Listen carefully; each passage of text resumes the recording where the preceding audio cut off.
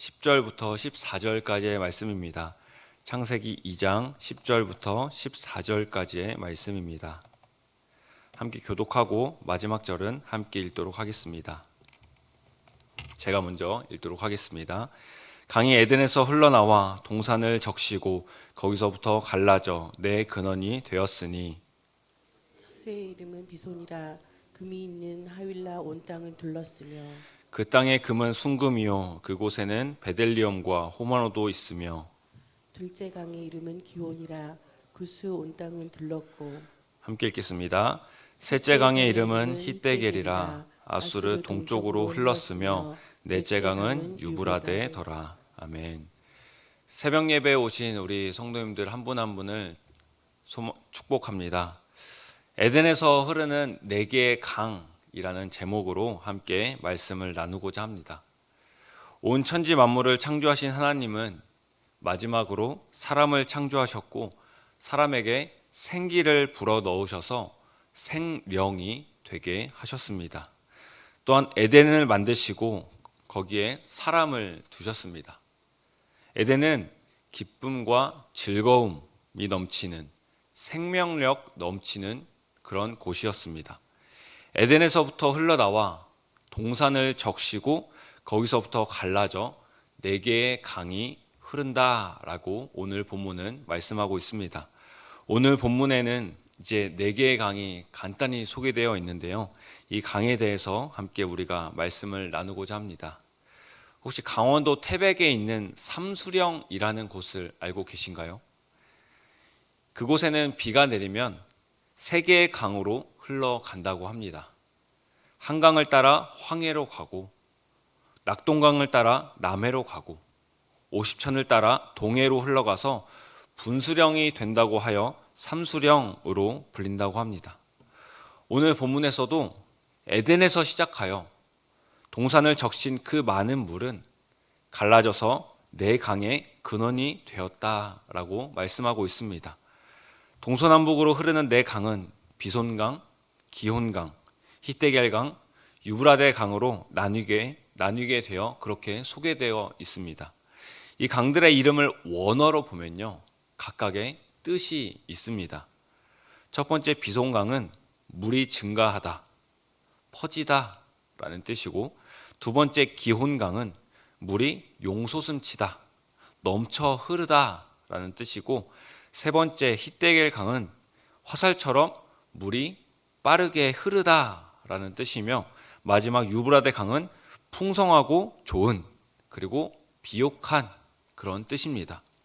그래서 이 네 개의 강의 의미를 합쳐 본다면 아무것도 없는 곳에서 물이 증가하여 넘쳐 흐르고 빠르게 넘쳐 흐름으로 좋고 비옥한 열매를 맺는다라는 의미로 볼 수 있습니다.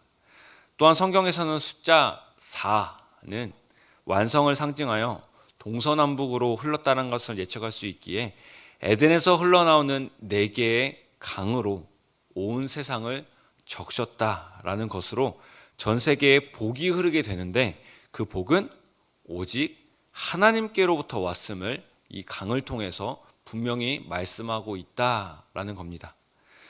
많은 사람들이 잘 알 수도 없는 이 강 이름을 에덴 동산을 소개하면서 나온 이유는요, 이 네 개의 강을 통해서 하나님의 복이 사람들에게 임하는 것을 말씀하고 있는데, 하나님의 복은 하나님께서 주신 가장 좋은 것, 바로 하나님의 영, 성령을 부어주셨다라는 것을 의미하는 것입니다.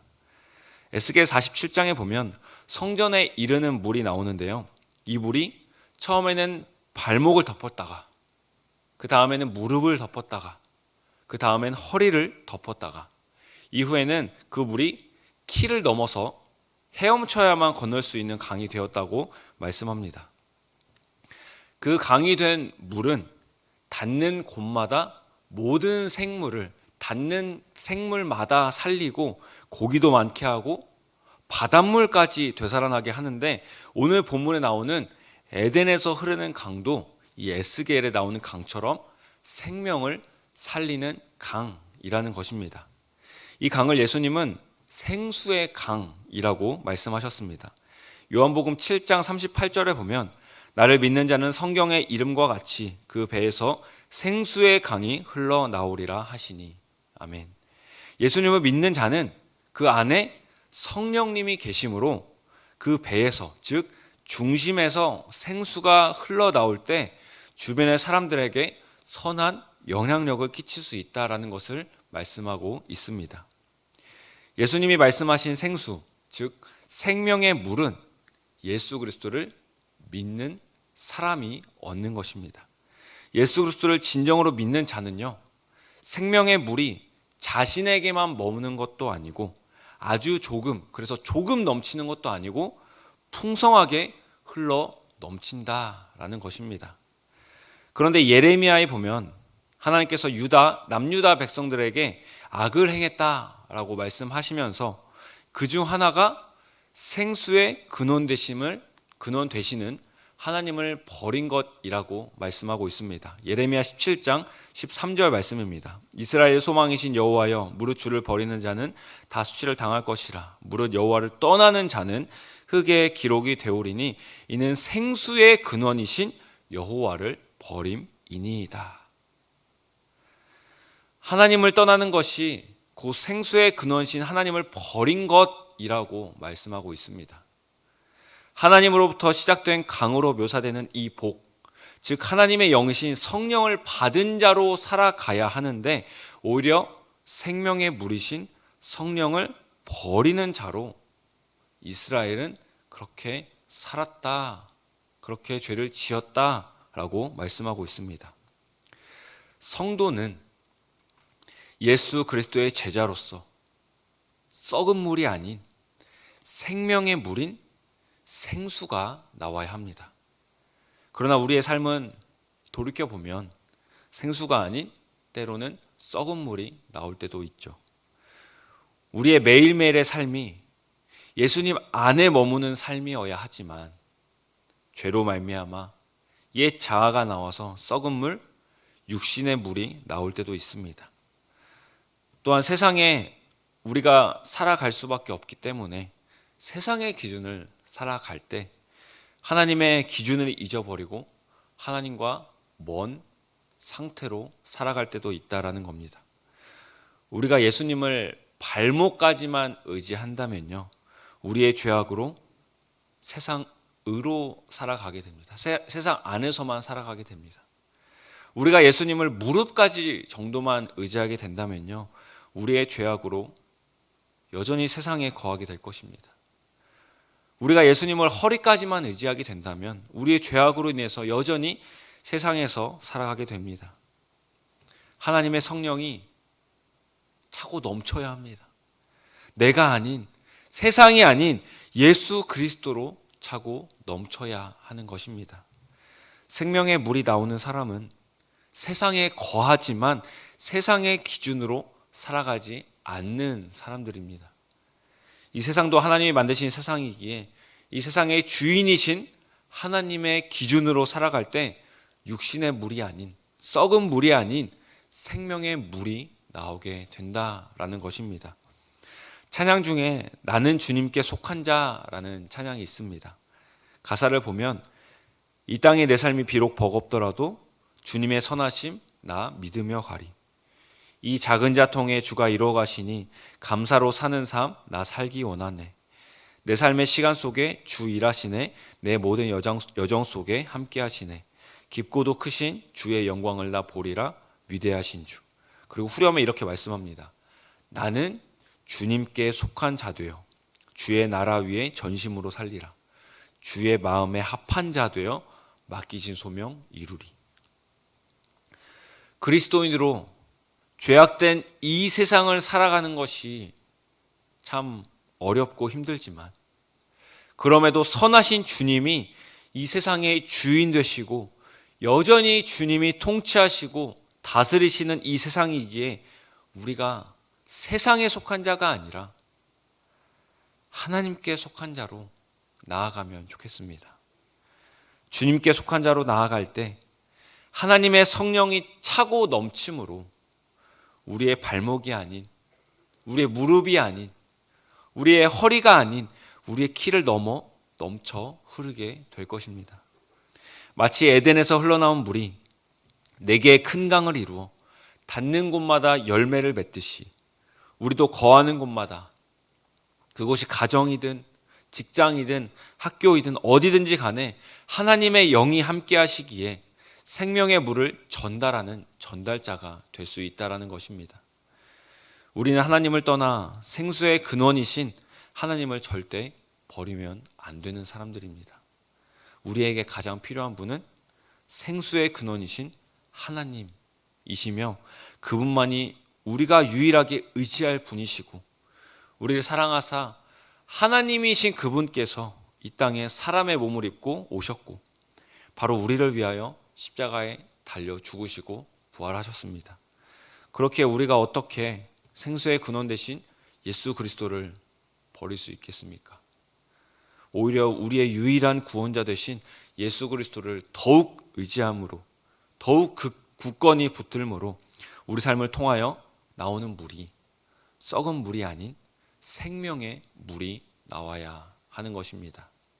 그래야 우리가 거하는 곳마다 싸움의 소리가 아니라 사랑의 소리가 넘쳐나고, 우리가 가는 곳마다 불만의 소리가 아니라 서로 칭찬하는 소리가 가득하고, 우리가 머무는 곳마다 힘들다는 소리가 아니라 위로의 소리가 흘러나와서 생수의 근원 되신 하나님을 우리의 삶을 통하여 가족과 이웃들에게 전달하는 그런 삶을 우리가 살면 좋겠습니다.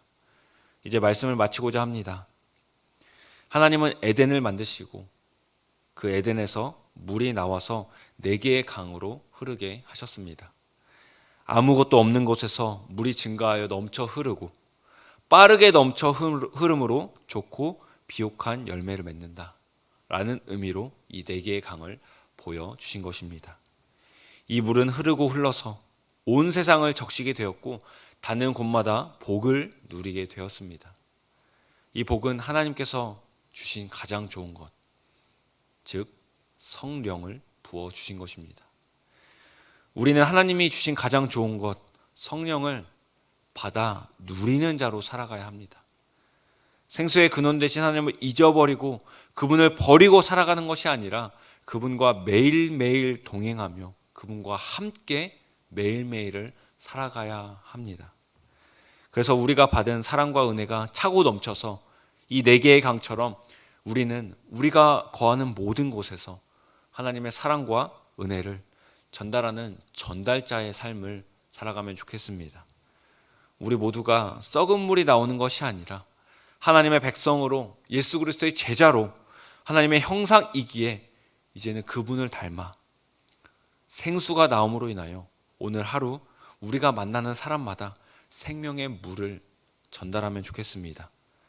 오늘 본문에 나오는 4개의 강, 에스겔에서 성전에 이르는 그 물, 예수님이 말씀하신 생수의 강이 바로 우리를 통해 차고 흘러넘침으로 각 가정과 직장과 사업장, 학교 등 우리가 거하는 모든 곳에 차고 넘치기를 소망합니다. 그러므로 우리의 근원 되신 예수 그리스도를 굳게 붙들고 그분과 동행함으로 생명의 물을 흘려보내는 저와 우리 성도님들 모두가 되시기를 소망합니다. 제가 기도하겠습니다.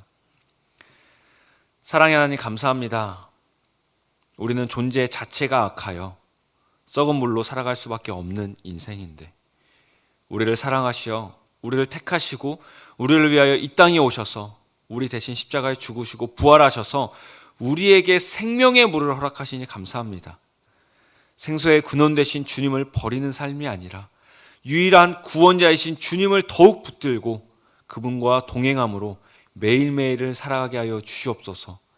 그리하여 우리의 힘과 능력이 아닌 우리 안에 계시는 성령으로 인하여 우리가 거하는 모든 곳에 주님의 사랑과 은혜를 흘러 넘치게 하는 자로 사용하여 주시옵소서. 에덴에서 흐르는 4개의 강처럼 우리의 인생도 생수의 강이신 주님으로 말미암아 나뿐만 아니라 우리 가족, 직장, 학교 등 우리가 거하는 모든 곳에 사랑과 은혜가 흘러 넘치도록 주님 인도하여 주시옵소서. 오늘 하루 생수의 근원이신 주님을 발목 정도가 아닌, 무릎 정도가 아닌, 허리 정도가 아닌 우리의 모든 것을 주님께 의지하며 그분 앞에 나아가 그분과 동행하는 아름다운 하루를 살아가게 하여 주시옵소서. 감사드리며 예수님의 이름으로 기도드립니다. 아멘. 함께 기도하면 좋겠습니다. 말씀을 기억하며 생수의 근원 되신 주님을 붙들고 주님과 동행하는 하루를 살아가 예수 그리스도 안에서 생수를 받아 누리게 하시고 흘러 넘쳐서 가족과 이웃들에게도 그 사랑이 부어지게 하여 주시옵소서. 함께 주신 말씀을 가지고 합심하여 기도하고 이어서 개인 기도하도록 하겠습니다. 함께 기도하도록 하겠습니다. 사랑하는 감사합니다. 하나님,